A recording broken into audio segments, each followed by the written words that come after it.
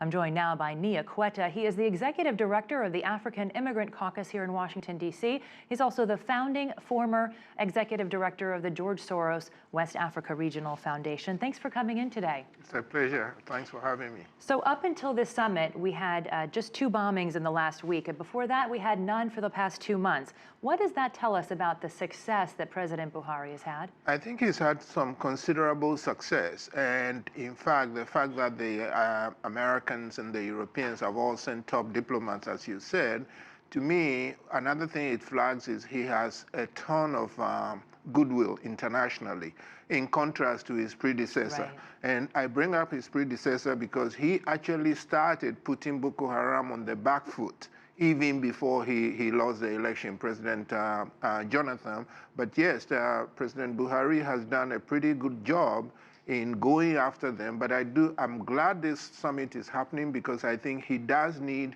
the international help from the advanced countries, but also it's significant that so many African presidents, his neighbors, his 20 neighbors yes, are all there because they need to come together because terrorism has become a big issue, not just in Nigeria. Practically all the countries in the region are very worried as far east as Somalia. Mm-hmm.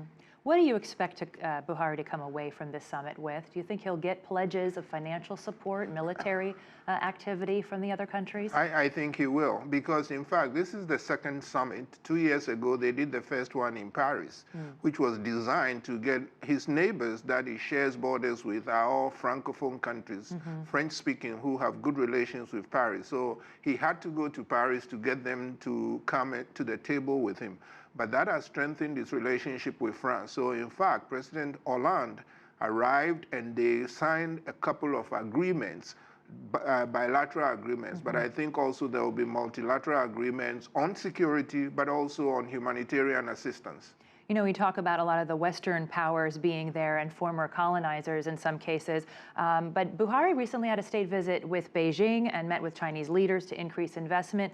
How is China helping in Nigeria, even if it's just on the economic front? What role can they play? Yes, I think, in fact, China has made a big splash, not only on the continent, but Nigeria is the most populous country and the largest economy on the continent. And President Buhari was in Beijing just weeks ago, signed a big contract to focus on infrastructure. So I do think China is helping. Now, in fact, when I saw the list of people who will be attending, my thinking was, you know, I wonder why there aren't more international players, because I contrast that with the coalition put forward to fight ISIS. Yeah. And that is about 65 countries, and this one has been more or less left for the Africans. But I think it has a silver lining because the Africans sort of are taking control and responsibility for dealing with their own security. China, of course, has sent thousands of UN peacekeepers to Africa. Any prospects, you think, of them also helping out in Nigeria? You know, my thinking is, this is personal speculation on my part, but I'm assuming that the Nigerians and the Chinese are talking behind the scenes. When Nigeria, China has made such a big investment in Nigeria, I can imagine this I expect will not be the end of the summit. So. My expectation is that they are talking behind the scenes, and we will see what happens in subsequent summits. Now, we know that Nigeria has also been asking the United States for about a dozen of these light attack aircraft to fight Boko Haram, but it hasn't been able to get them because of American restrictions thus far. What is the likelihood of that changing, and really, is aircraft really what they need? To take it backwards, the last part first, I actually think so. Now, I'm no security expert. I'm on democracy and development.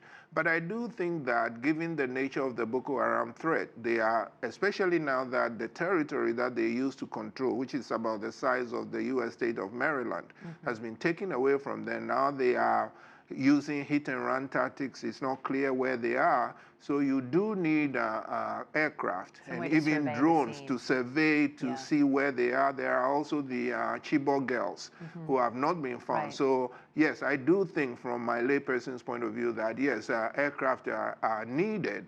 Now, I think...